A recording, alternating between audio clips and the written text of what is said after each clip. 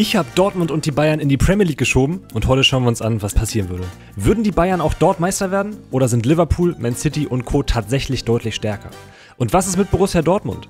Ist der größte Konkurrent der Bayern auf der Insel ebenfalls ein Top-4-Kandidat oder eher eine graue bzw. gelbe Maus? Wir werden uns die ersten 5 Jahre der Simulation genauer anschauen. Am Ende des Videos zeige ich euch, wie es nach 10, 25 und 50 Jahren aussieht. Wir schauen uns zunächst den ersten Spieltag an. Die Bayern müssen in Brighton ran und Dortmund hat einen Termin an der Anfield Road.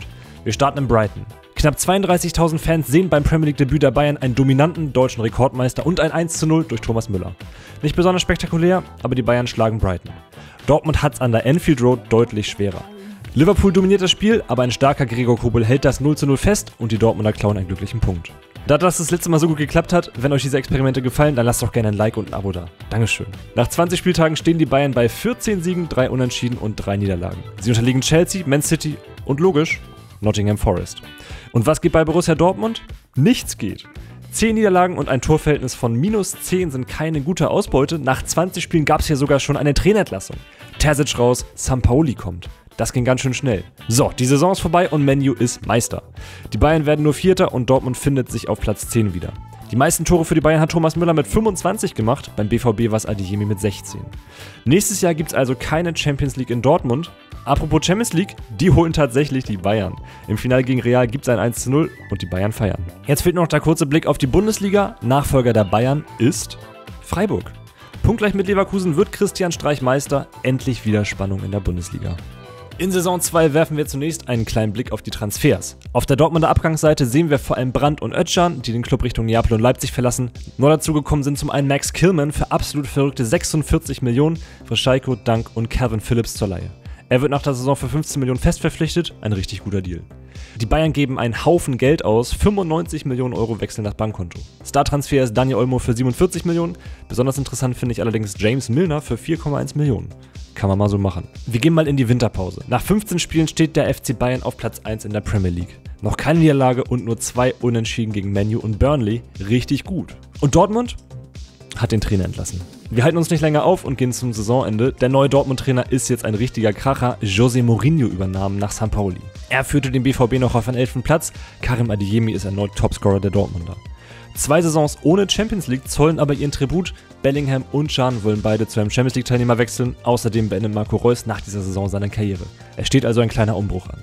Und die Bayern werden Dritter. Man City wird punktgleich mit Liverpool Meister, aber Haaland wartet da noch immer auf seine erste Torjägerkanone. Und in der Bundesliga? Frankfurt vor Gladbach und klar, dem HSV. Nächstes Jahr wird endlich wieder Champions League in Hamburg gespielt. So langsam finde ich Gefallen an unserem Experiment. Vor der Saison 23/24 gab es natürlich wieder Transfers. Die Bayern gaben alles in allem über 200 Millionen Euro für gerade mal 3 Spieler aus. Lorenzo Pellegrini, Szoboszlai und Timo Werner kommen. Nochmal über 100 Millionen Euro für Timo Werner. So langsam wird RB Leipzig zum Farmteam der Bayern. Und Dortmund?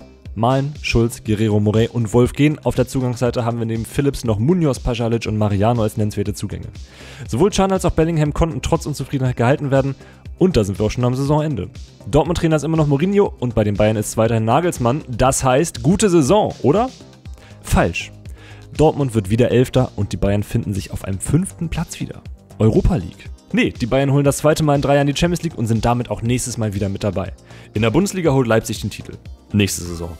Wir machen es dieses Jahr mal anders und schauen uns zuerst die Bundesliga an. Meister? Die SGE. Die haben sich letztes Jahr übrigens Jonathan David für knapp 60 Millionen geholt. Verrückte Welt. Wir schauen auf den Transfermarkt. Die Bayern haben hier wieder zugeschlagen, aber nur in der Spitze. Es ist genau ein Spieler gekommen, für den der FCB über 150 Millionen Euro ausgegeben hat. Die Mannschaft sieht jetzt so aus. Der BVB verkauft neben Boller und Kobel noch einige weitere Spieler und kommt am Ende auf einen Erlös von 133 Millionen. Davon verstärken sie sich auf mehreren Positionen. Kobelersatz wird Meret. Außerdem kommen ein Haufen erfahrener Spieler. Der BVB schwenkt in puncto Transferstrategie also ein wenig um. Das ist die beste Mannschaft des BVB. Auf den Trainerbänken der beiden deutschen Teams hat sich erneut nichts geändert und auch an den Tabellenregionen nicht. Die Bayern schrammen dieses Mal nur ganz knapp an Man City mit Haaland vorbei, der mit 46 Toren häufiger traf als in der Regionalliga Südwest, wenn ihr euch noch an das Haaland-Experiment erinnert. 2024 hat er übrigens sowohl den FIFA-Weltfußballerpreis als auch den Ballon d'Or gewonnen. Beim BVB wird's aber so langsam eng. Bellingham steht vor einem Wechsel zu PSG, Moukoko und Adeyemi wollen weg, um international zu spielen. Mourinho hat da eine echte Aufgabe vor sich und muss so langsam liefern. Mal sehen, ob er dieser Aufgabe gewachsen ist. Wir gehen in die letzte Saison, die wir uns genauer angucken, 2025/26. Wir schauen wieder zuerst in die Bundesliga und hier sehen wir erneut die SGE auf Platz 1. 2 Bundesliga-Titel in Folge. Woran liegt das? Logisch an der Mannschaft. Besonders der Sturm ist wirklich auf hohem Niveau. Lorenzo Luca ist eins der besten Wonderkids im FM und rechtsaußen spielt mit Jonathan David der zweitbeste Kanadier nach Davies.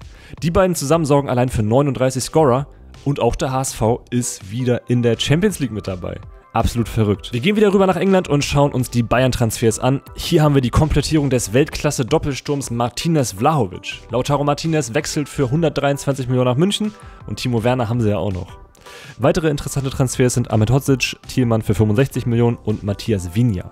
Auf der Abgangsseite haben wir einen 34-jährigen Sadio Mané und Lucas Hernandez. Der BVB hatte das größte Transferfenster der Vereinsgeschichte. 230 Millionen wurden eingenommen und 213 ausgegeben. Bellingham geht für 113 Millionen nach Paris und Süle für 64 nach Southampton. Den Rest lese ich jetzt nicht vor. Den Zugang gab es beim BVB aber wieder nicht. Es geht wieder viel in die Breite. Am meisten Geld wurde für Singo von Chelsea gezahlt. Also die Tabelle. Meister ist Liverpool. Bayern wieder Zweiter und Dortmund kann sich als Siebter endlich für die Europa League qualifizieren. Bester Dortmunder ist mittlerweile Youssoufa Moukoko und die Torschützenliste wird wieder von Haaland angeführt. Dahinter haben wir Lautaro Martinez. Also weder die Bayern noch Dortmund schaffen es in den ersten 5 Jahren Titel aus England nach Deutschland zu holen. Wie sieht es 5 Jahre später, in 2031 aus? Tatsächlich wurde das nächste Jahr zu der Saison, in der die Bayern den Titel gewannen. Mit 92 Punkten wurden sie Meister. Diesen Erfolg konnten sie 2029/30 wiederholen. Bester Spieler der Liga in 2031 ist immer noch Haaland. Er steht in 471 Karrierespielen mittlerweile bei 479 Toren. Der beste Stürmer von Arsenal hat mich ein wenig zum Lachen gebracht. Es ist die brasilianische Version von Thierry Henry. Und ja, diesen Spieler gibt es wirklich. Er ist ein junges Talent bei Sao Paulo. Und auch der BVB hat unter Coach Ruud van Nistelrooy in die Erfolgsspur gefunden. Die Bilanz des Holländers sind zweimal Platz 2, einmal Platz 3 und einmal Platz 5. Erfolgsgarant ist unter anderem Moukoko, der wie am Fließband trifft. So sehen die Teams des BVB und das des FC Bayern 2031 aus. Spieler, deren Namen euch nichts sagen, sind Newgens aus den Akademien der Vereine. Die Bundesliga wurde mittlerweile übrigens von RB Leipzig übernommen. Also 25 Jahre in die Zukunft, wir sind im Jahr 2056. Wir schauen zunächst mal auf den Ballon d'Or, denn Youssoufa Moukoko wurde, nachdem Erling Haaland das Ding mit kurzer Mbappé-Unterbrechung 11 Mal gewinnen konnte, sein Nachfolger für 2 Jahre. Und das aus gutem Grund, denn der BVB holte in dieser Zeit die Premier League. Mittlerweile steht der Club bei 7 Titeln in der Liga, 10 FA-Cup-Siegen und einer gewonnenen Champions League. Der FC Bayern holte 5-mal die Premier League, 4-mal die Champions League und einmal den FA Cup. Dortmund-Trainer ist mittlerweile übrigens Andreas Vogelsammer. Und jetzt gehen wir nochmal knapp 50 Jahre in die Zukunft, es ist 2070. Hier werfen wir zunächst einen abschließenden Blick auf die Bundesliga und können sagen, der FC Schalke ist zurück. Nach einer langen Zeit RB-Dominanz spielen die Schalker wieder ganz oben mit. In der Premier League haben wir einen klaren Abomeister, Borussia Dortmund. 8 Titel in Folge und insgesamt 19 Premier League-Gewinne machen den BVB zur besten Mannschaft Englands und der Welt. Denn auch die Champions League konnte 6-mal gewonnen werden. Die Bayern bleiben bei mageren 5 Premier League und 4 Champions League-Titeln. In einem anderen Experiment habe ich das beste Talent der Welt in die Landesliga gesteckt und geschaut, was passiert. Klickt hier, um euch das anzuschauen.